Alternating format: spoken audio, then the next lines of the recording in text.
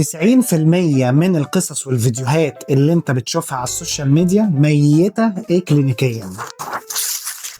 مش عشان التصوير وحش ولا عشان المونتاج ضعيف، باختصار عشان ده كل حاجة بتبدأ من هنا. هقول لك السر اللي بيخلي افلام وفيديوهات اللي زي كريستوفر نولان وكوينتين تارانتينو يشدوك من اول سنه. الفرق يا عزيزي ما بين الفيديو اللي بيتنسي وما بين الفيديو الفايرال هي معادله اسمها البلان والباتل، وهي دي من ضمن الحاجات اللي بيخلوا الفيديوهات تفايرل.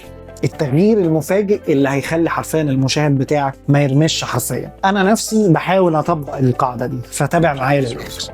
Past the loading dock, 20 seconds to the stairwell. This corridor is blind to cameras marked in red. We follow it, cut through the maintenance closet, and come out behind the teller line. طيب يا عزيزي، يعني ايه بقى خطة وبلان والكلام ده؟ الخطة يا عزيزي هي مش مجرد أمنية، هي استراتيجية البطل بيتبعها عشان يهزم الخصم بتاعه ويطحنوا جوه الفيديو او الفيلم بتاعك. اوفر قوي. الفكره كلها ان لو مفيش خطه عندك في الورق او في السكريبت بتاعك تقريبا، يعني دي مش فيلم، ده مش فيلم، ده كده احنا بنهزر. فيلم بتاع اوشن 11، الفيلم كله قائم على الخطه، يعني الخطه زائد التفاصيل زائد توقع الأسوأ. الخطه في الفيلم ده هي البطل الحقيقي وهي اللي مخليها الفيلم حلو.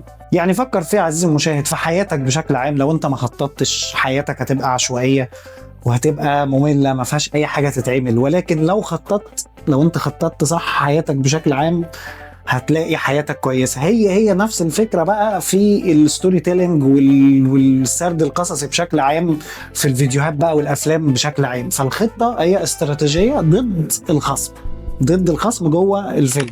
الخصم ده خلي بالك مش لازم يكون شخص، الخصم ده ممكن تكون مشكله. يعني لو انت بتتكلم مثلا عن مشكله معينه جوه الفيديو، المشكله دي هي الخصم اللي موجود، ولازم انت يكون عندك الخطة والاستراتيجية للتغلب على هذه المشكلة الرهيبة. فهمت عزيزي المشاهد؟ ازاي بقى نعمل الخطة؟ يعني مثلا في فيلم دارك نايت، باتمان مش بيضرب في الجوكر كده عشوائيا وخلاص، لا ده هو عنده خطة واضحة ان هو يوقف الفوضى اللي في جوثم، والجوكر طبعا ذكي فهو بيخرب له الخطة دي.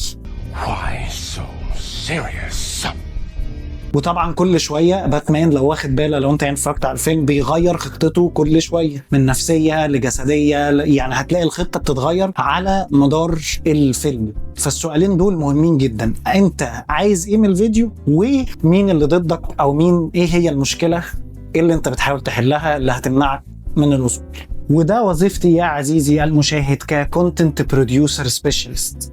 انا مش بس بمنتج فيديوهات، انا بساعدك تبني سرد قصصي واستراكشر قصه ناجح لفيديوهاتك. فلو انت عجبك الفيديو اللي انت بتتفرج عليه ده والمستوى اللي وصل له، فكمل الفيديو للاخر، وهسيب لك ايميلي في الديسكريبشن تحت. لو حابب حد يساعدك في الكونتنت بتاعك ابعت لي، وان شاء الله هنبني قصه 10/10. ايه هو بقى السر اللي بيخلي الفيديوهات دي تفايرل حرفيا؟ السر هو المصطلح اللي بيستخدمه جون تروبي في كتابه، هو مصطلح البيفت. في نص الخطة بتاعتك البطل بتاعك لازم يفشل في خطته ولازم يرتجل.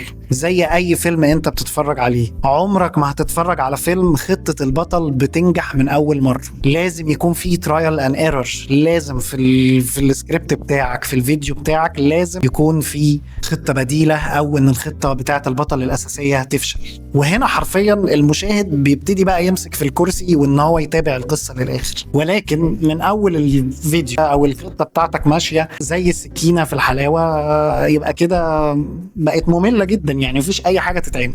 افتكر يا عزيزي المشاهد ان الرغبة من غير الخطة كلام ممل وكتير. المعركة بدون الخطة برضو هتبقى قصة باردة. فافتكر ان الستوري ستراكشر بشكل عام لازم تتاخد كخطوات ورا بعض عشان تتعمل صح. فما ينفعش ان احنا نفوت اي من الستوري ستراكشر بشكل عام.